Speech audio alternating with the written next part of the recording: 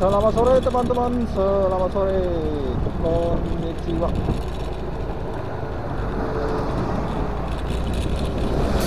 Kembali bersama saya inilah motovlogger, bukan sembarang motovlogger bersertifikat, motovlogger tanpa tanda yang teman-teman.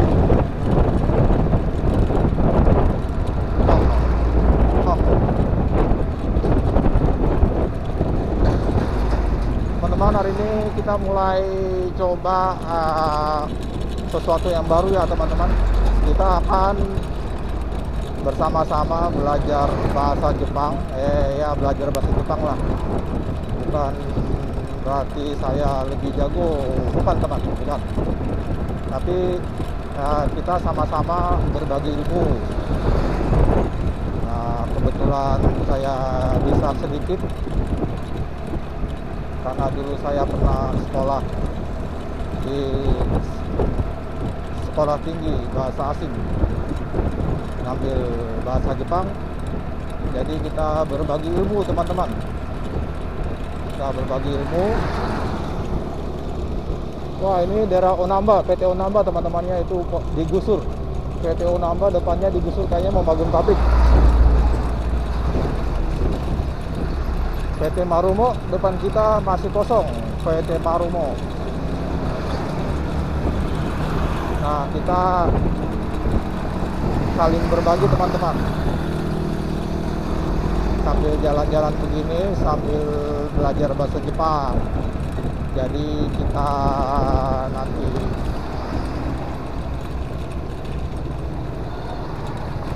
setelah menonton video ini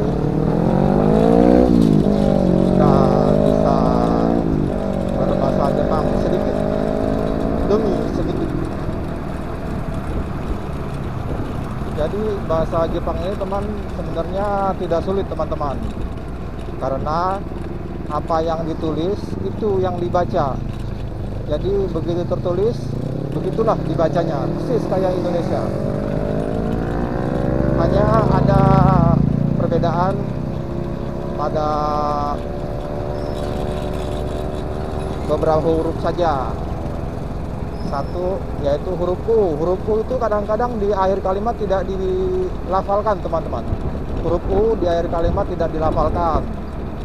Contohnya arimas, artinya ada, itu tulisannya arimasu, tapi dibacanya arimas. Lalu ohayo gozaimasu, selamat pagi. Ohayo gozaimasu, selamat pagi. Itu tulisannya ohayo gozaimasu. Nah, ohayo gozaimasu. U-nya itu di akhir kalimat tidak dilafalkan. Jadi gozaimasu dibaca gozaimasu. Nah, itulah salah satu. Lalu ada tambahannya lagi teman-teman, huruf N. Huruf N itu kalau di akhir kalimat dibaca sengau eng ya. Kalau N di akhir kalimat jadi sengau eng. Misalnya kantan, mudah. Kantan artinya mudah, itu dibaca tantang.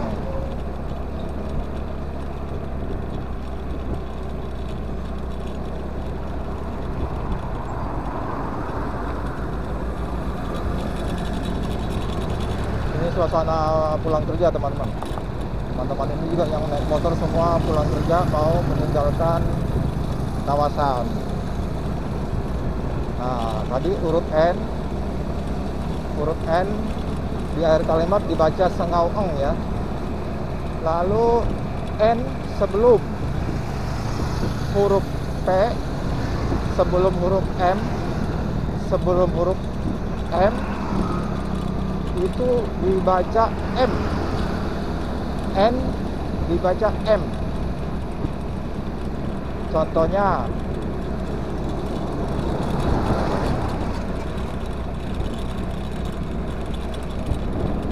simbung. Simbung itu surat kabar, koran.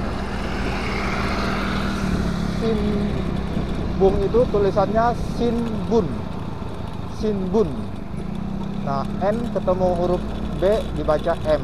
Jadi Simbun. Lalu huruf N di akhir kalimat dibaca eng. Simbun jadi dibaca Simbung.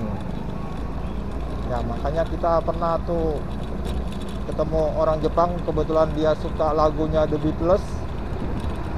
Lalu saya pernah tanya siapa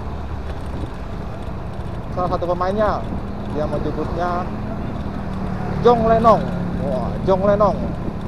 Saya sempat terpikir, oh ternyata dia mau bilang John Lennon ya, mau bilang John Lennon jadi bacanya John Lennon. Ya, kira-kira gitu teman-teman.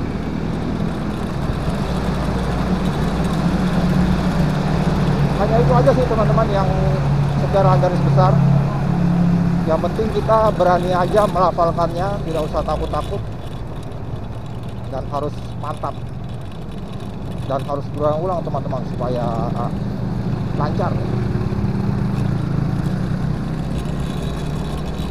Ini kita di sini berada di Puri Sedana Golok, Puri Apartemen dan Sedana Golok. Ada Delonic Hotel juga, ada Tripak Apartemen. Ke kanan itu ada Tripak Apartemen. Sebelah kanan kita ini adalah lapangan golf. Lalu di depan kita ada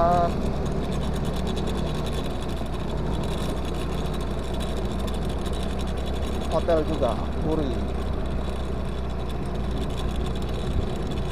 Kembali lagi ke bahasa Jepang. Nah, itu dia sebelah kanan kita, Puri Kaise Golf View Hotel.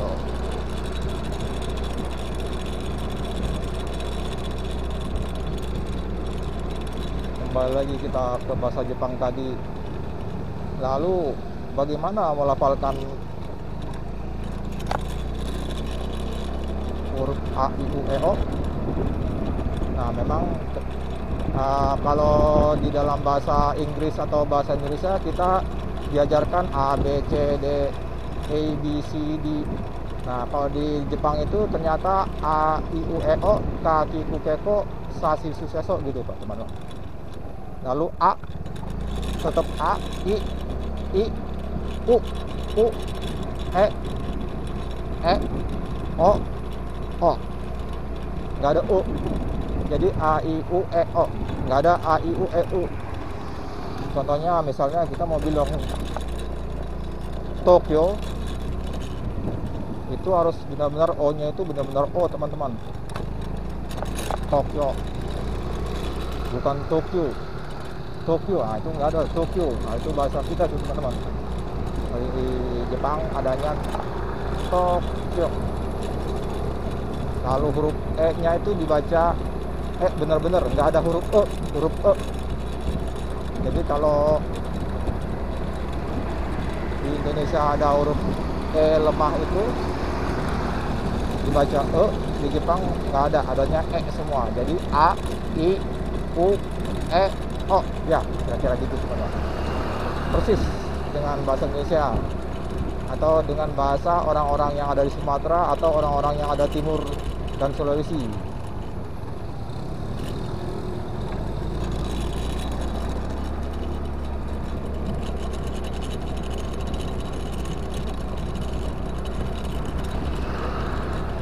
Biasanya kalau pelajar pertama kali belajar bahasa Jepang itu mereka akan diajarkan salam dulu teman-teman. Salam, selamat pagi, selamat siang, selamat malam.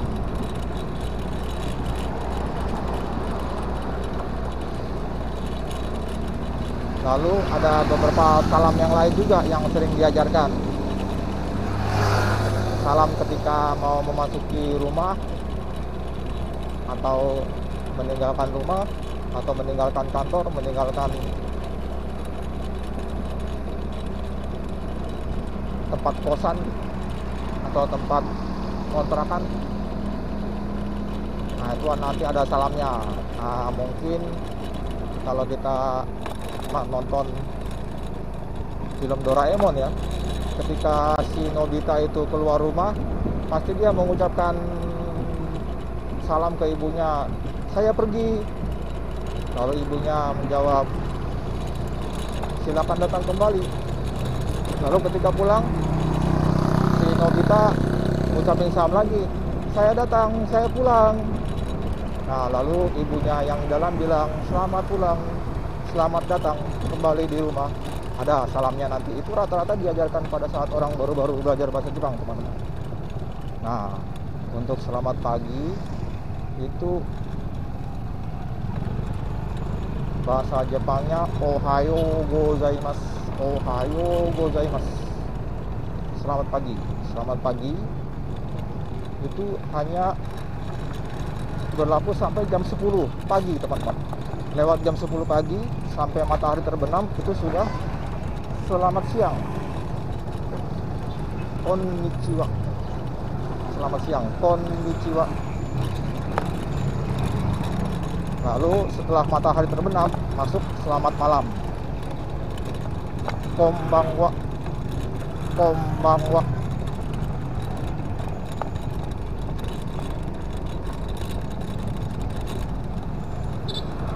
Ya, seperti itu teman-teman. Ini kita berada di daerah Badami. Badami, teman-teman. Ini daerah Badami.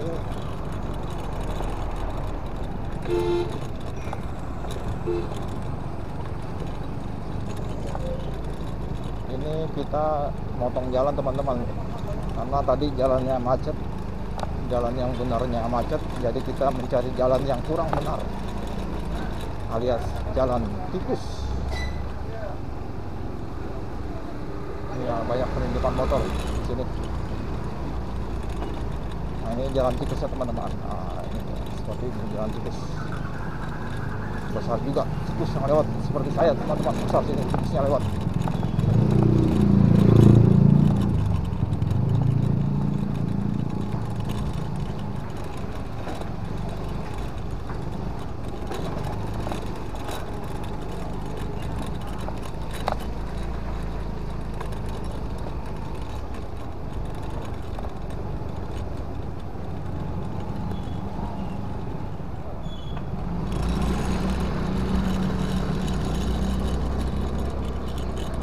Ya teman-teman, jalan potong kita mau menuju kota Karawang. Potong jalan kita, teman-teman.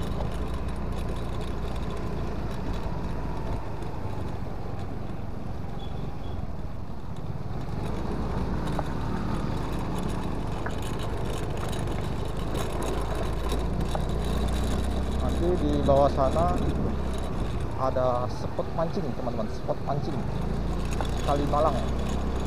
Nama kalinya Kalimalang, nama daerahnya Ciherang, Desa Wadas. Ada spot mancing bagi yang suka mancing. Bisa dijadikan spot yang sangat menarik dan menantang, teman-teman. Nanti kita akan berhenti sebentar melihat spotnya seperti apa.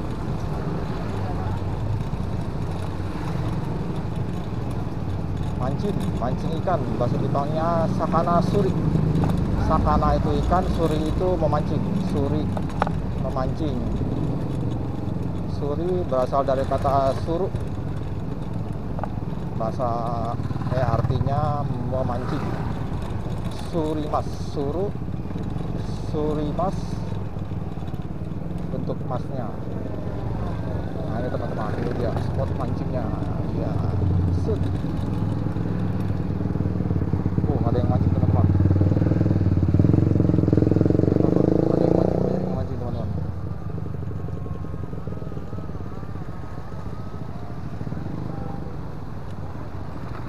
Nah, seperti itu spot mancingnya, teman-teman. Kita jalan lagi ke sana.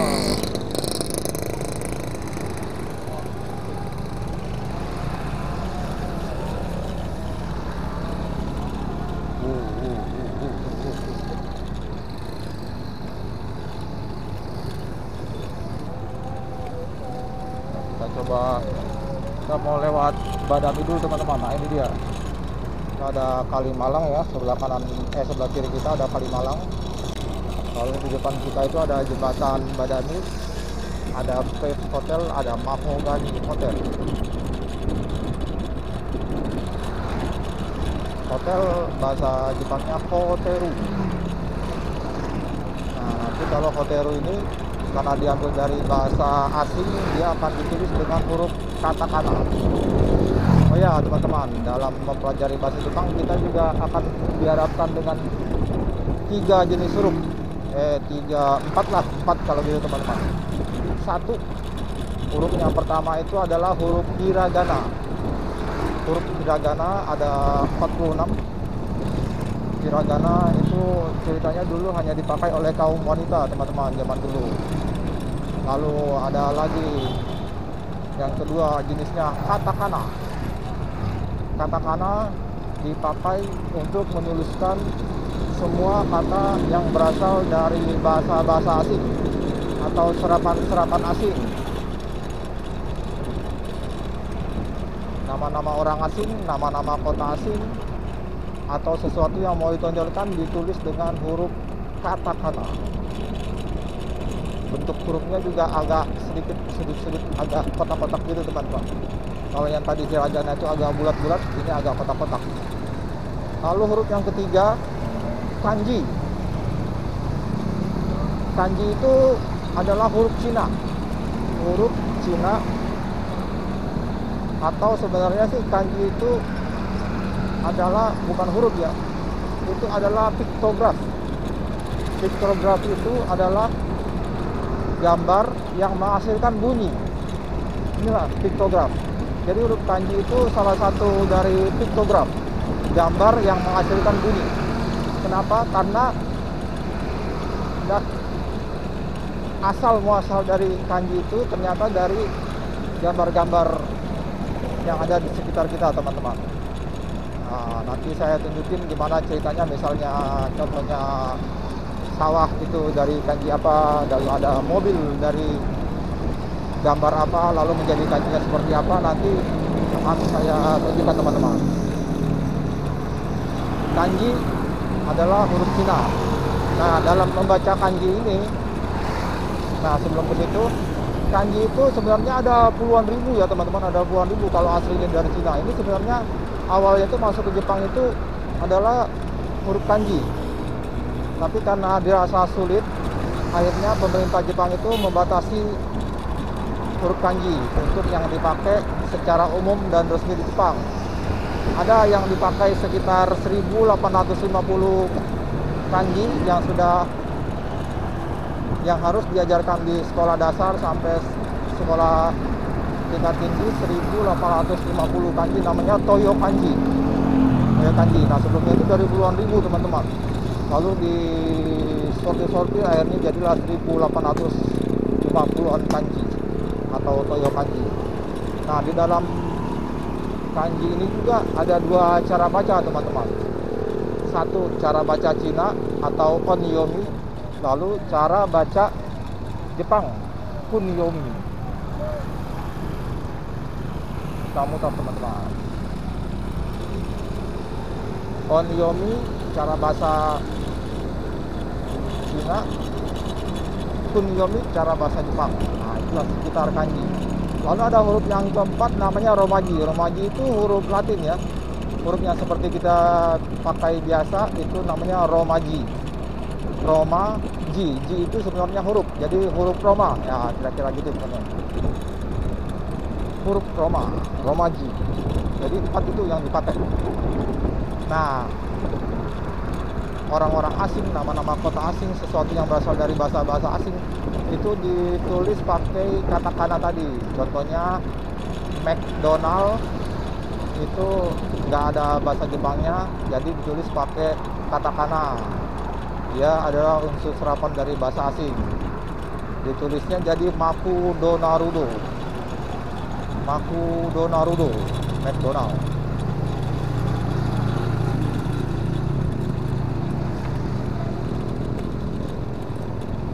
Teman-teman, kita akan masuk ke perumahan Perumnas Bumi Teluk Jambe.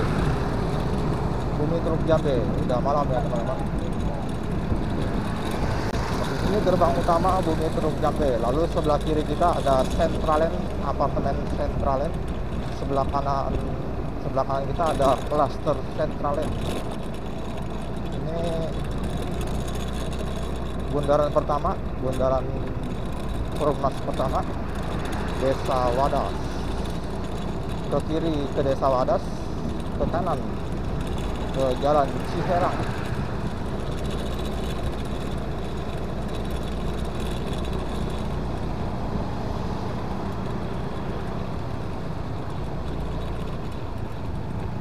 Jadi hari ini kita teman sudah belajar 3 jenis huruf ditambah 1 romaji. Lalu ada ucapan salam, ohayo gozaimasu, konnichiwa, konbanwa. Ada 3, selamat pagi, selamat siang, selamat malam.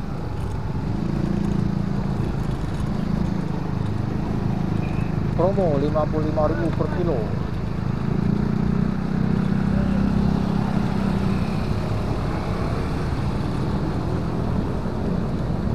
Jalan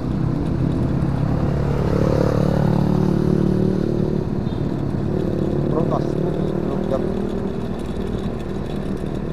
Ya itu teman-teman. Jadi lalu bagaimana supaya kita bisa dapat cepat berbahasa Jepang? Ya banyak sih yang menyarankan.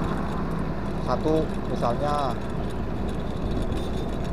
menonton film-film anime Jepang. Nah, biasanya kalau orang-orang yang suka menonton anime Jepang kayak saya teman-teman, jadi pengen tahu aja gitu bahasa Jepang. Nah itu. Lalu ketika kita nonton film anime Jepang, itu kan lagu-lagunya kan bahasa Jepang juga tuh. Nah jadi pengen tahu juga bahasa Jepang, lagu-lagunya itu.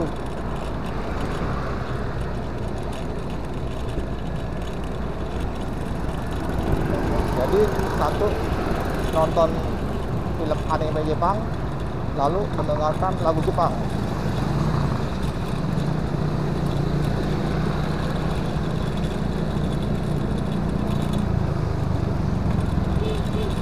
Lalu selanjutnya motivasi dari diri sendiri teman-teman. Karena bagaimanapun ketika kita mempelajari sesuatu, pasti kita akan menemui suatu titik jenuh teman-teman, yang kita nggak tahu datangnya dari mana, entah karena apa, tiba-tiba kita jenuh aja gitu. Nah itu kita harus betul-betul punya tekad yang tinggi, semangat yang tinggi teman-teman, untuk bisa secara otodidak. Karena kebetulan bahasa Jepang ini bisa dipelajari secara otodidak.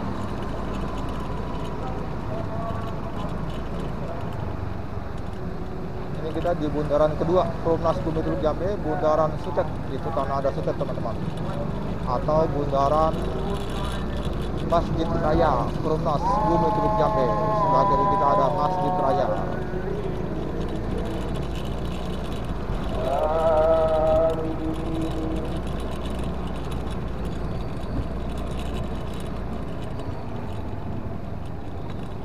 Ya, kira-kira itu teman-teman pelajaran kita hari ini.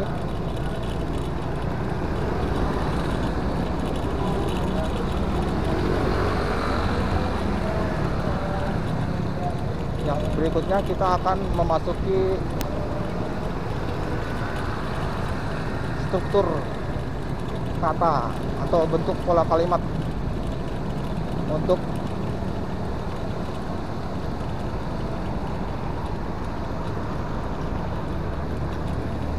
mempelajari bahasa Jepang di awal. Kalau dalam bahasa Inggrisnya grammar, tata bahasa, dalam bahasa Jepangnya itu bumpo. Jadi kita besok belajar bumpo.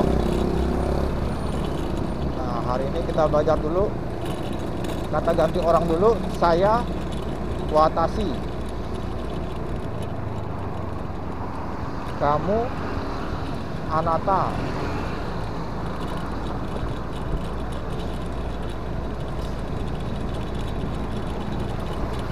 watashi anata. Lalu di dalam mengucapkan nama orang Jepang itu di akhir kalimat di akhir katanya itu ada ditambah sang teman-teman, sang. Jadi kalau misalnya kita mau bilang nama orang misalnya Joko jadi Jokosan. Kalau Suzuki, Suzuki-san. Nah, itu untuk memanggil orang. Sebagai ganti Mister atau Mrs. Sang itu berlaku untuk semua teman-teman ya. Mau perempuan, mau laki-laki, mau yang sudah menikah atau belum, mau nona, tuan, semua itu rata pakai sang. Nah, mudah sekali kan teman-teman. Jadi tidak perlu salah-salah manggil. Misalnya ada nama misalnya Tanaka Sang, Tanaka Sang. Cuman bedanya itu kita nggak tahu nih Tanaka Sang itu bisa jadi perempuan, bisa jadi laki-laki. Ah, itu aja teman-teman. Jadi yang kedua, orang Jepang itu rata-rata manggil marga ya teman-teman, marga, kelas. Jadi misalnya dia marganya Tanaka atau Suzuki, dipanggil Suzuki-san atau Tanaka-san. Nah, ini kita di Perumnas, bukan Perumnas teman-teman, ini adalah Galumas, Galumas. Ini ada bundaran Galumas, ada ada air mancur, bundaran Galumas. Ini kawasan Galumas, ini kota yang baru. Sebelumnya itu kotanya di daerah Tuparek. Ya teman-teman, sekian dulu belajar kita hari ini. Nanti kita sambung lagi. Jadi ya bundaran Galumas.